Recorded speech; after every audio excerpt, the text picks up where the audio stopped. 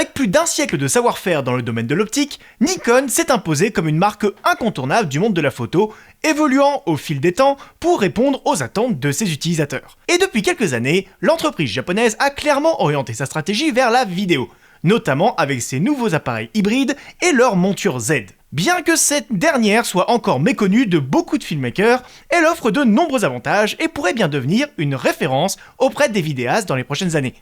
Et je vais vous expliquer pourquoi.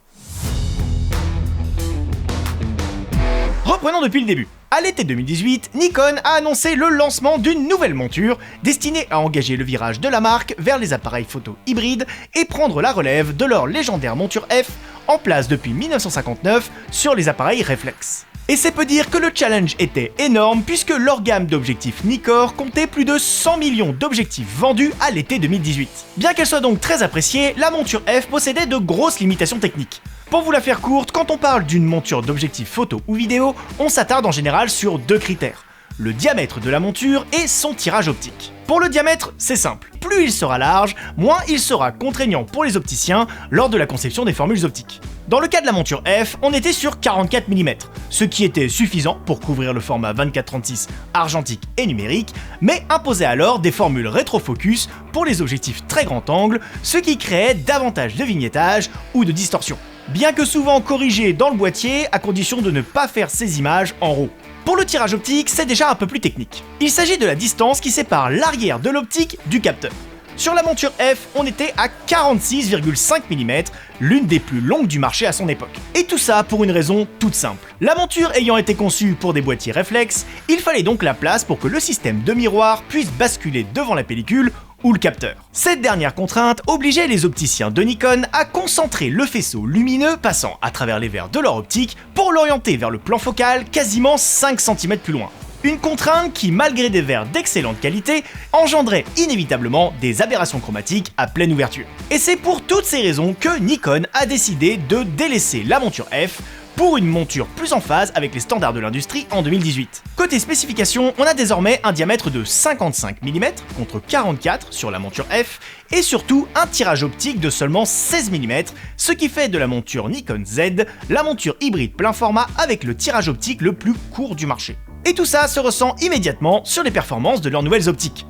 Désormais libérés des contraintes d'une monture âgée de presque 60 ans, les techniciens de Nikon vont avoir une plus grande liberté en termes de design optique, ce qui leur permet d'obtenir des images avec moins de vignettage et d'aberrations chromatiques, sans avoir besoin de recourir à des post-traitements numériques. Mais ce n'est pas tout, puisqu'en parallèle du redesign de leur monture, Nikon en a profité pour ajouter 3 connecteurs électroniques supplémentaires pour faire la liaison entre l'optique et le boîtier. C'est peut-être un détail pour vous, mais pour Nikon ça veut dire beaucoup. Puisque ces 11 connecteurs permettent notamment d'alimenter en temps réel les moteurs d'autofocus et la stabilisation optique, d'assurer un transfert de données haut débit pour un autofocus ultra rapide et un contrôle de l'ouverture en continu, de gérer le power zoom et la bague de contrôle personnalisable de certaines optiques Nikon Z, et même de mettre à jour le firmware des objectifs directement depuis le boîtier. Le fait d'avoir une liaison haut débit entre l'optique et le boîtier permet également une meilleure coordination entre la stabilisation de l'optique et du capteur quand le boîtier en est équipé. Ainsi, entre 2018 et aujourd'hui, ce n'est pas moins d'une quarantaine d'optiques en monture Z qui ont été sorties par Nikon, couvrant du 14 mm ultra grand angle au 800 mm super télé. Et la cadence s'est accélérée entre 2021 et 2023. Début 2025, la gamme comporte déjà plusieurs ouvertures records à f/0.95 ou 1.2 et des zooms à plage extrême comme le 28-400 mm. La gamme d'optiques Nikon Z se segmente en deux catégories désormais. Les optiques de la série S pour le haut de gamme et les optiques sans la lettre S qui se veulent plus abordables tout en restant d'excellents rapports qualité-prix. Mais ça serait trop long de toutes vous les énumérer, c'est pourquoi je vous ai préparé une petite sélection de quelques optiques qui sont à la fois nos best-sellers mais également qui sont les plus intéressantes pour nous en vidéo. Du côté des zooms, on commence avec un classique, le 24-70 2.8S, un incontournable qui permet des bascules de points parfaites avec un effet de pompage optique quasi inexistant et un poids plume de 805 grammes, soit presque 100 grammes de moins que son équivalent chez Canon. On continue avec le 24-120 mm f4S qui étend la plage focale habituellement limitée à 105 mm pour permettre d'aller chercher des sujets un peu plus éloignés. Il possède également le bouton LFN de Nikon qui permet d'y assigner une fonction personnalisée dans les menus du boîtier. Et là encore, on parle d'un objectif de seulement 630 grammes, soit 70 grammes de moins que son équivalent 24-105 chez Canon par exemple. Et comment parler des zooms Nikon sans aborder le nouveau 28-135 f4 Power Zoom avec son moteur 11 vitesses intégré, son design optique par focale et surtout son équilibrage qui permet de l'utiliser sur toute sa plage focale sans besoin de rééquilibrage quand il est utilisé sur un stabilisateur.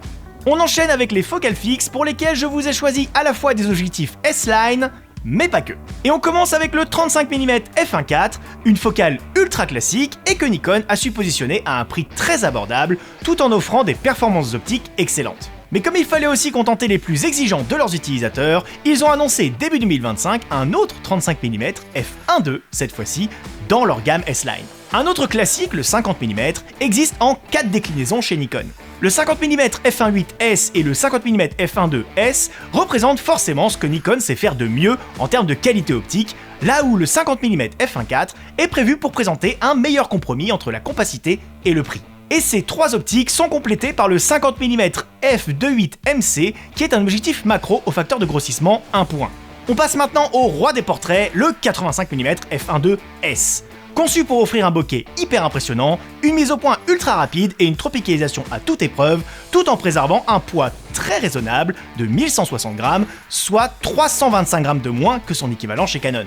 Mais tant qu'on parle de focale fixe, on peut également parler de super téléobjectifs comme le 400 mm f2.8 TC-VR-S, un monstre taillé pour les documentaires animaliers avec son ouverture à f2.8, son téléconvertisseur 1,4 fois intégré et sa stabilisation optique de 5,5 stops. Et enfin, comment parler de toutes les optiques Nikon Z sans parler du 58 mm f0.95S Noct, l'optique de tous les records qui, malgré son ouverture impressionnante, a su préserver un excellent piqué et offrir un bokeh de caractère tout bonnement inimitable. Alors oui, la perfection a un prix, mais elle se trouve chez de nombreux loueurs aujourd'hui, donc n'hésitez pas à aller l'essayer, surtout si vous voulez l'utiliser sur votre caméra RED.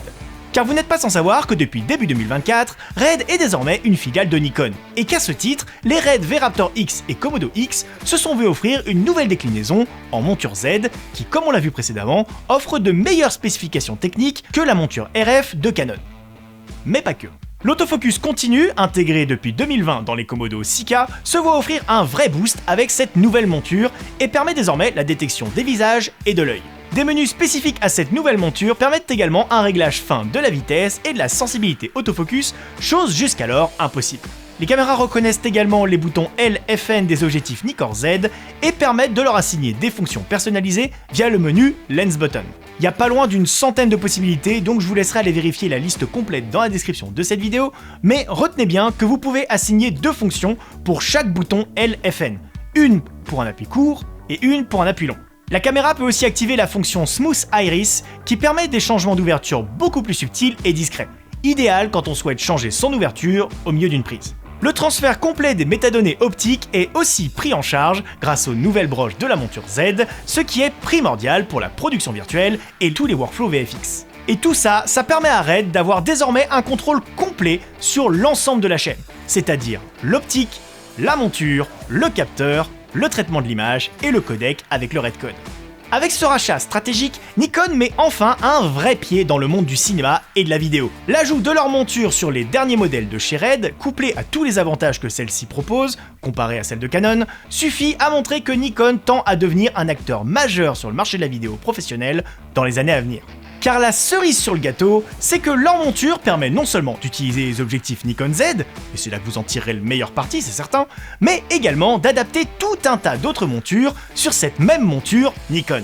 Car oui, avoir un tirage extrêmement court et un grand diamètre la rend compatible avec toutes les autres montures ayant des tirages plus longs, en passant simplement par des bagues d'adaptation.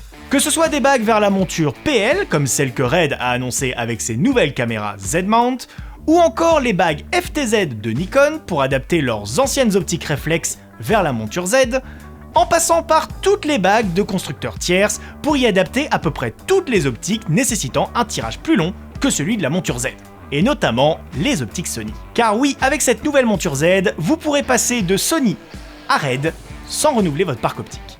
Et ça c'est beau. En bref, bien qu'elle soit longtemps restée cantonnée aux seuls utilisateurs de boîtiers Nikon, la monture Z démontre aujourd'hui tout son potentiel en vidéo suite au rachat de Red et à son intégration sur leur nouvelle caméra. De plus, la plupart des optiques Nikkor Z se distinguent par un excellent rapport qualité-prix et un poids plus léger que leurs équivalents chez les marques concurrentes. Un atout qui saura sans doute faire mouche auprès des vidéastes en recherche de solutions portables compactes et efficaces sur le terrain. Pour connaître les tarifs et la disponibilité des objectifs de la gamme Nikkor Z ainsi que les nouvelles caméras Red dans cette monture, rendez-vous sur notre site internet. Vous retrouverez tous les liens dans la description de cette vidéo. Si cette présentation vous a plu, n'hésitez pas à vous abonner à notre chaîne YouTube et à activer les notifications pour être tenu au courant de toutes nos prochaines vidéos. Si vous avez des questions sur la monture Z de Nikon, n'hésitez pas à nous les poser en commentaire. En attendant, je vous dis à très bientôt sur la chaîne YouTube TRM Audiovisuel.